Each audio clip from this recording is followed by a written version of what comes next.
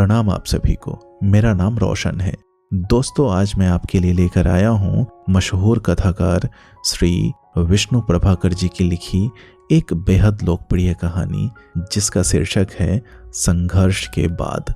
तो आइए शुरू करते हैं कहानी का पाठ। अतुल भोजन करके उठा तो माँ बोली, तू निर्वाण के पास गया था बेटा?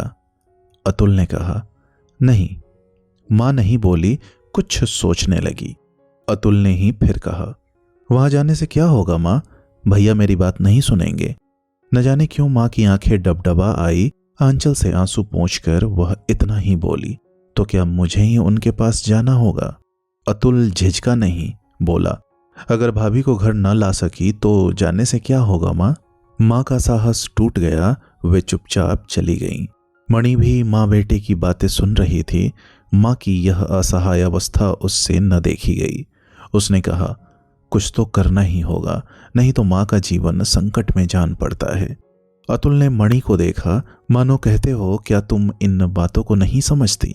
बोला, माँ जब भाभी को घर नहीं रखना चाहती तब भैया कैसे आए? लेकिन आप अपने भैया को क्यों नहीं समझाते? बहू के लिए भी कोई माँ को छोड़ता है? भैया में एक दोष है मणि, वह जो कह देते हैं उसे करना जानते हैं। मैं ऐसा नहीं हूं। अगर मैं ऐसा ही होता तो तुम्हें राजरानी के पद पर न ला बिठाता।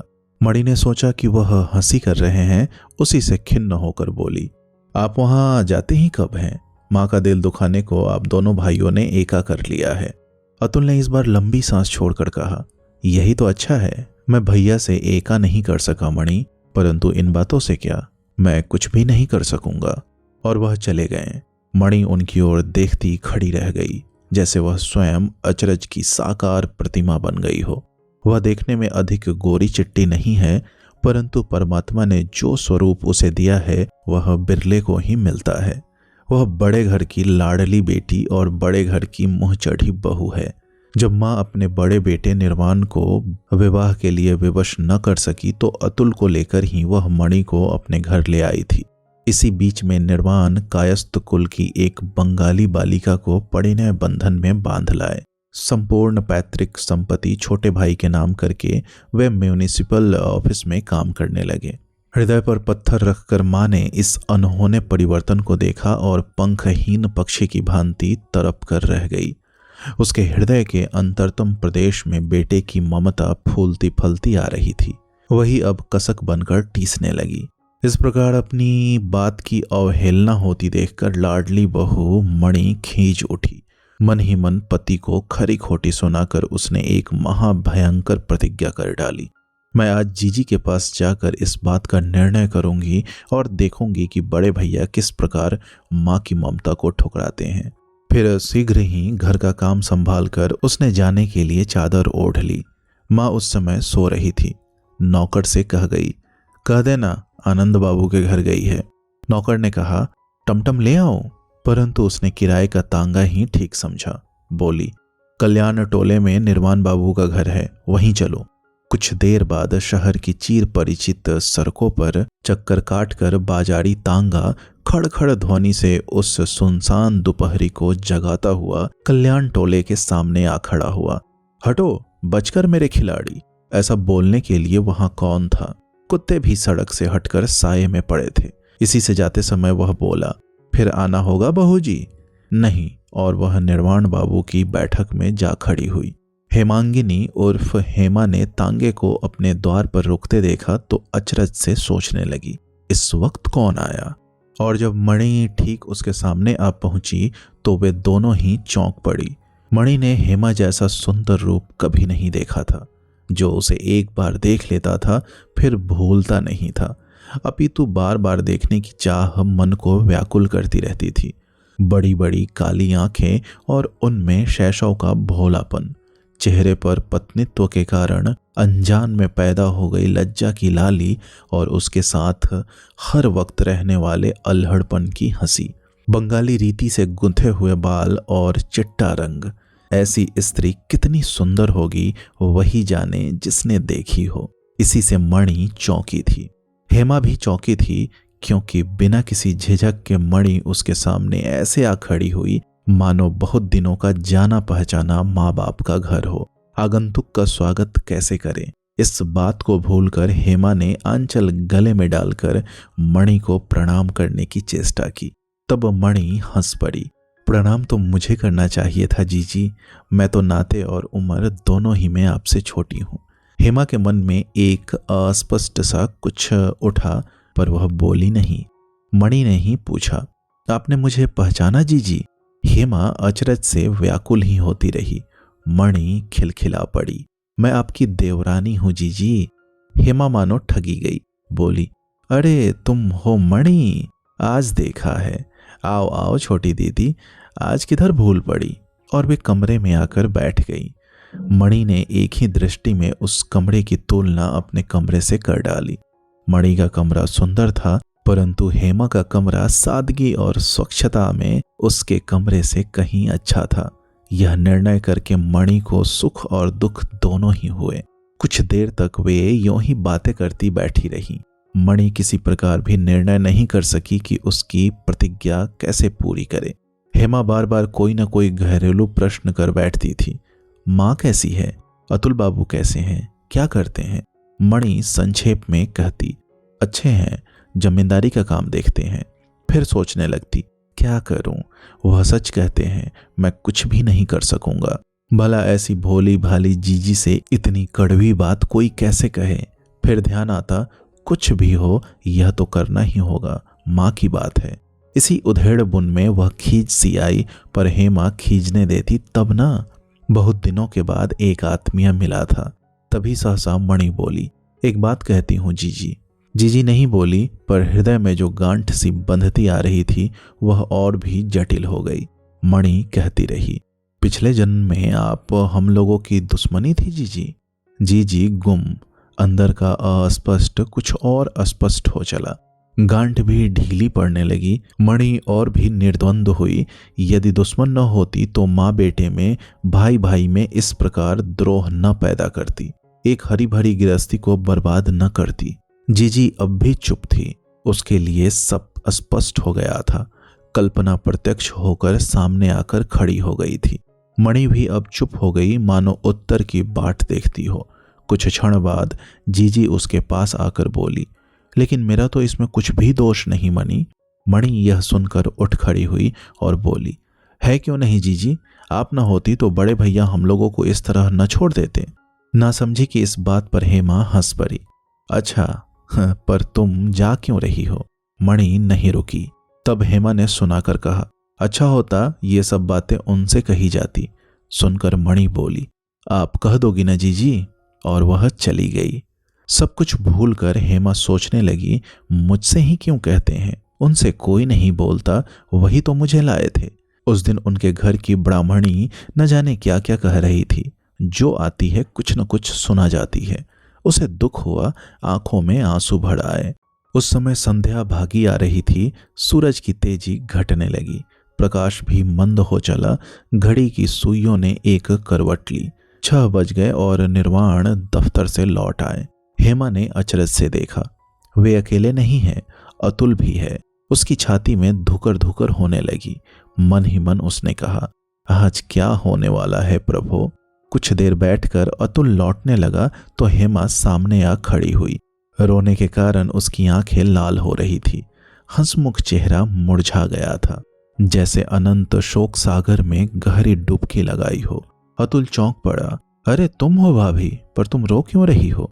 संभल कर हेमा बोली, तुम लोग मुझसे क्या चाहते हो अतुल बाबू? अतुल को और भी अचरज हुआ। मैं तो कुछ भी नहीं चाहता, तुम कह क्या रही हो? यही कि तुम यहाँ क्यों आए थे? चुंगी के बारे में कुछ पूछना था। साड़ी का छोर हाथ में थामे थामे हेमा ने न जाने क्या सोचकर बोल दिया, अच्छा तो खाना खाकर जाना। अतुल हंस पड़ा, बस यही बात है, मैं बैठा हूं, लाओ क्या खिलाती हो? नेकी के लिए पूछना नहीं पड़ता भाभी। तब हेमा निर्वाण के पास पहुंची, बोली, सुनते हो, मैंने अतुल को खाना खाने के लिए कहा है। निर्वाण घबरा कर बोले, क्या अतुल हमारे घर खाने के लिए तैयार है? हाँ कहकर हेमा रसोई घर में चली गई। तब दोनों भाइयों ने एक साथ भोजन किया। कई बार दोनों की आंखें भीगी और सूख गई। कई बार दोनों की छाती के भीतर अनेक भावनाएं पैदा हुई और मिट गई। मानो नदी की तरंगे एक दूसरे को नष्ट करती हुई अनंत की ओर बह चली हो। अंत में अतुल बोला, बहुत दिनों के बाद इकट्ठे बैठकर खाना खाया भैया। निर्वाण ने कहा, हाँ बहुत दिन बीत गए, पर अतुल तुम माँ से तो नहीं कहोगे ना? अतुल बोला, नहीं कहूंगा, और भैया कुछ और न कहे ऐसा सोचकर भाभी को प्रणाम करके बोला, अब चलता हूँ भाभी, परंतु जब तुम खाना खिलाने के लिए बुलाओगी तो मना नहीं करूंगा। हेमा हंस पड़ी। उस दिन उसने पहचाना कि प्रकृति में भिन्न होकर भी दोनों भाई कितने पास हैं। वे लोग इस बात को नहीं पहचान पाए हैं। मैंने जाना है तब क्यों भय खाऊं। और उसकी आंखों में हर्ष के आंसू भर आए। आज ब्राह्मणी ने आते ही मणि को सूचित कर दिया है, निर्वाण को हैजा हुआ है। अतुल बोले, मैं तो जानता था, दिन दोपहरी में काम करना पड़ता है, बीच में जलपान करने तक को नहीं मिलता। न जाने इतने दिन तक भाभी उन्हें कैसे जीवित रख सकी। माँ ने सुना, उनका दिल रो पड़ा। उसी समय जाने के लिए तैयार हुई, परंतु अतुल की अंतिम बात सुनकर ठिठक गई। उसी अभागिन ने मेरे बेटे को छीना है, उसे ही उसको बचाना पड़ेगा। वह नहीं गई, परंतु दिल नहीं माना। ब्राह्मणी को बुलाकर बोली, तुम अभी जाकर देखो उसका क्या हाल है। और वह रो पड़ी। बार बार यही ध्यान आया, क्या वह बिना हेमा के निर्वाण को अपने घर ला सकेगी? उधर मणि ने अतुल से कहा, तुम वहां नहीं जाओगे क्या? नहीं, अतुल का संक्षिप्त उत्तर था। भाई को मरते देखकर भी तुम्हारा दिल नहीं पसीजता? भैया को तुम जानती होती तो ऐसा न कहती। मेरे डॉक्टर को वे पास भी नहीं आने देंगे, परंतु अपने आदमी को पास देखकर ढाढ़स तो होगा ही। भाभी से बढ़कर उनका अपना कौन है? उनके होते हमें कुछ भी करने का अधिकार नहीं है। मणि ने आंचल से आंसू पोंछकर कहा, उस दिन नादानी से मैं जीजी को न जाने क्या क्या कहा आई थी। क्या मैं अब वहां जा सकूंगी? तो फिर भगवान ही उनका मालिक है, अपना काम करो। अतुल अपना काम करने लगा। मणि भारी मन लेकर बैठ गई। निर्वाण रोग मुक्त हुए। 4 रात रोगी स्वामी के पलंग की पट्टी से लगकर हेमा ने उनकी रक्षा की। किसी ने नहीं जाना कि उन पर क्या बीती। उनके पास आता भी कौन था? हिंदू धर्म के अछूतों से बढ़कर उन लोगों की दशा थी। आंचल को गले में डालकर वह बार बार ऊपर की ओर देखकर कह उठती, मेरी लाज तुम्हारे ही हाथों में है मेरे प्रभु। उनकी लाज तो बच गई, परंतु वह न बच सकी। अनवरत परिश्रम और रोगी की परिचर्या के कारण एक दिन उसे भी खाट की शरण लेनी पड़ी। निर्वाण स्वयं निर्बल थे। पास में पैसा नहीं था, आड़े वक्त का कोई साथी भी नहीं था, किसी के आगे गिड़गिड़ाने का, सबको अपनी अवस्था सुनाकर आंसू बहाने का उनका स्वभाव नहीं था। इन बातों का वही परिणाम हुआ जो होना चाहिए। हेमा धीरे धीरे घुलने लगी। और तभी एक दिन हेमा ने निर्वाण से कहा, अब मैं नहीं बचूंगी। हठी निर्वाण इन बातों को सुनने का आदि नहीं था, रो पड़ा। छी छी, हेमा बोली, पुरुष भी कहीं रोते हैं? जब आप बीमार थे तब तो मैं एक बार भी नहीं रोई थी। निर्वाण बोला, लेकिन हेमा तुम्हारे बिना नहीं जी सकूंगा, यह जानता हूं। हाथ पकड़कर हेमा बोली, माँ के पास चले जाना। उसका गला भर आया। सहसा निर्वाण को कुछ ध्यान आया। हेमा से बोला, अभी आऊंगा। और वह दौड़ा दौड़ा अपने खानदानी डॉक्टर के पास गया। घर रास्ते में पड़ता था। जी में आया, कहता चलूं, अब वह मर रही है माँ, एक बार चलकर देख लो। अतुल ने भी देखा, भैया हैं, पर दोनों मौन रहे। निर्वाण नहीं रुका। डॉक्टर के पास जाकर रो पड़ा, डॉक्टर चाचा, आज वह मर रही है, एक बार चलकर देख भर लो, मैं जन्म भर तुम्हारी नौकरी करूंगा। गोद में खिलाए हुए अपने मित्र के लड़के को रोता देखकर डॉक्टर चाचा हड़बड़ा उठे।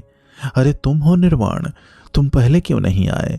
अतुल ने भी तो कुछ नहीं कहा। चलो चलो मैं देखता हूँ।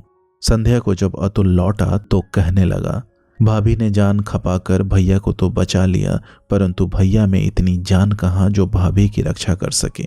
पैसा पास नहीं, अजीब आदमी है, जो कह दिया वह करके दिखाएंगे।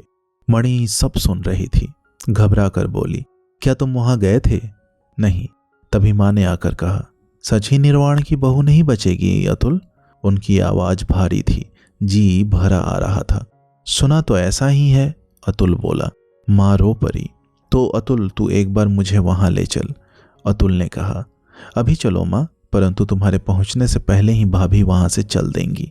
नहीं अतुल, माँ ने दृढ़ता के साथ कहा, मैंने कितने ही पाप क्यों न किए हों, परंतु इतना भयंकर दंड भगवान मुझे देंगे, मुझे ऐसी आशा नहीं है। माँ और बहू को लेकर जब अतुल निर्वाण के घर पहुंचे तो डॉक्टर हेमा का परीक्षण कर रहे थे और निर्वाण संतोषपूर्ण व्यग्रता से उनके सामने खड़े थे। उसने किसी को नहीं देखा।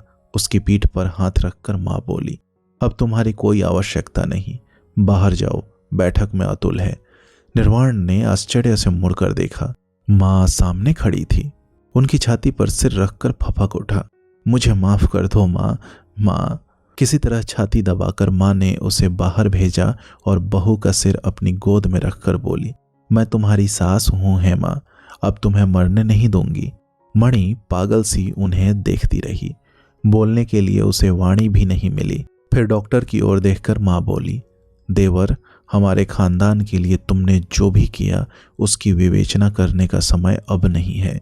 हेमा को अगर बचा सको तो समझना कि मेरा जो कुछ भी है तुम्हारा है। परंतु इन सब झगड़ों से सदा पड़े रहने वाले अतुल की आंखों से आंसू की जो बूंदें टपक पड़ी थी, उन्हें शायद किसी ने भी नहीं देखा। दोस्तों, उम्मीद करता हूँ यह कहानी आपको पसंद आई होगी। ऐसी ही ढेरों कहानियाँ सुनने के लिए आप हमसे जुड़े रहें। बहुत बहुत धन्यवाद।